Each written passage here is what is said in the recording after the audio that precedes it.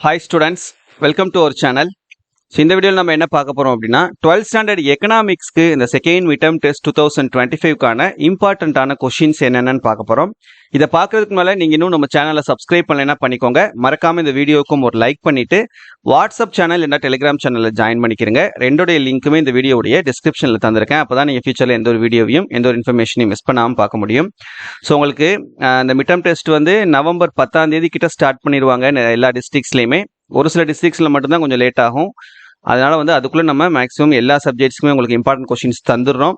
அதை மறக்காம நீங்கள் வந்து கரெக்டாக படிச்சிருங்க. இந்த போர்ஷனை இதுக்குள்ளே கரெக்டாக கம்ப்ளீட் பண்ணிடுங்க. அப்போ தான் உங்களால் வந்து அடுத்தடுத்த எக்ஸாம்ஸ்க்கு வந்து நல்லபடியாக ப்ரிப்பேர் பண்ணி நல்ல மார்க் வந்து ஸ்கோர் பண்ணுறதுக்கு ப்ரிப்பேர் ஆக முடியும். சரியா? ஓகே, சாப்டர் 9 பாருங்க. சாப்டர் 9, 10, 11 மொத்தம் 3 சாப்டர் இருக்குது இந்த செகண்ட் மிட்டம்க்கு. 9 சாப்டரில் 2 மார்க்ஸ். டிஃபைன் பப்ளிக் ஃபினான்ஸ், பொது நிதி வரையறு. Write a short note on zero based budget, பூஜ்ய அடிப்படை வரவு செலவு திட்டம் குறிப்பு வரைக. What are the components of GST, ஜிஎஸ்டியின் கூறுகள் யாவை? What do you mean by public டெப்ட், பொது கடன் என்பதன் பொருள் யாது? வாட் இஸ் டைரக்ட் டாக்ஸ், நேர்முக வரி என்றால் என்ன? வாட் இஸ் இன்டைரக்ட் டாக்ஸ், மறைமுக வரி என்றால் என்ன? வாட் இஸ் ஜிஎஸ்டி, சரக்கு மற்றும் சேவை வரி என்றால் என்ன? வாட் இஸ் பட்ஜெட், வரவு செலவு திட்டம் என்றால் என்ன? சாப்டர் 10ல 2 marks. State the meaning of environment, சுற்றுச்சூழல் என்பதன் பொருள் யாது? டிஃபைன் குளோபல் வார்மிங், உலக வெப்பமயமாதல் என்றால் என்ன? Specify the meaning of seed ball, விதைப்பந்து என்பதன் பொருள் யாது? டிஃபைன் வாட்டர் பொல்யூஷன், நீர் மாசு வரையறு. அவ்வளவுதான். அடுத்த சாப்டர் 11ல 2 மார்க்ஸ். டிஃபைன் எக்கனாமிக் டெவலப்மெண்ட், பொருளாதார முன்னேற்றம் வரையறு. What are the social indicators of economic development, பொருளாதார முன்னேற்றத்தின் சமூக குறியீடுகளை பட்டியலிடுக. வாட் இஸ் ஜிஎன்பி, மொத்த நாட்டு உற்பத்தி என்றால் என்ன? Write a short note on NITI Aayog, நிதி ஆயோக் பற்றி சிறு குறிப்பு வரைக. இது 2 மார்க்ஸ். அடுத்து 3 மார்க் கொஸ்டின்ஸ் பாருங்க. சாப்டர் 9ல டிஸ்கிரைப் கேனான்ஸ் ஆஃப் டாக்ஸேஷன், வரி விதிப்பு விதிகளை விவரிக்க. What are the functions of a modern state, நவீன அரசின் பணிகள் யாது? வாட் இஸ் பிரைமரி டெபிசிட், முதன்மை பற்றாக்குறை என்றால் என்ன? Mention any 3 methods of redemption of public டெப்ட், பொதுக்கடனை திரும்ப செலுத்துவதற்கான 3 முறைகளை கூறுக. சாப்டர் 10ல brief the linkage between economy and environment, பொருளாதாரத்திற்கும் சுற்றுச்சூழலுக்கும் உள்ள தொடர்பினை சுருக்கமாக கூறுக. State the meaning of e waste, e கழிவுகள் என்பதன் பொருள் தருக. Write a note on climatic change, acid rain, குறிப்பு வரைக. பருவநிலை மாற்றம், அமில மழை. வாட் இஸ் சஸ்டைனபிள் டெவலப்மெண்ட், நீடித்த நிலையான மேம்பாடு என்றால் என்ன?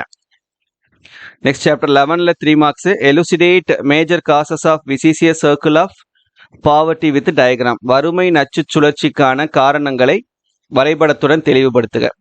வாட் ஆர் த நான் எக்கானமிக் ஃபேக்டர்ஸ் டிட்டர்மைனிங் டெவலப்மெண்ட், பொருளாதார முன்னேற்றத்தை நிர்ணயிக்கும் பொருளாதாரம் சாராத காரணிகள் யாவை? How would you break the vicious circle of poverty, வறுமை நச்சு சுழற்சியை எப்படி தடுப்பது? Distinguish between functional and structural planning, செயல்பாட்டு திட்டமிடலுக்கும் அமைப்பு முறை திட்டமிடலுக்கும் இடையேயான வேறுபாடுகளை எழுதுக. Next 5 marks. சாப்டர் 9ல explain the scope of public finance, பொது நிதியின் எல்லைகளை எழுதுக. எக்ஸ்பிளைன் த மெத்தட்ஸ் ஆஃப் டெப்ட் ரிடம்ஷன், கடன் திரும்பச் செலுத்தும் முறைகளை விளக்குக. State and explain instruments of fiscal policy, நிதி கொள்கைகளின் கருவிகள் என்ன விளக்குக. Describe the various types of deficit in budget, வரவு செலவு திட்டத்தில் உள்ள பல வகை பற்றாக்குறைகளை விளக்குக. Explain the principles of federal finance, கூட்டாட்சி நிதியின் கொள்கைகளை விளக்குக.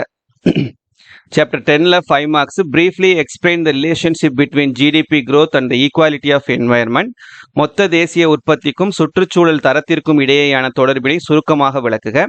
Explain the importance of sustainable development and its goal, நீடித்த அல்லது வளம் குன்றா வளர்ச்சி முக்கியத்துவம் மற்றும் அதன் நோக்கங்களை விளக்குக.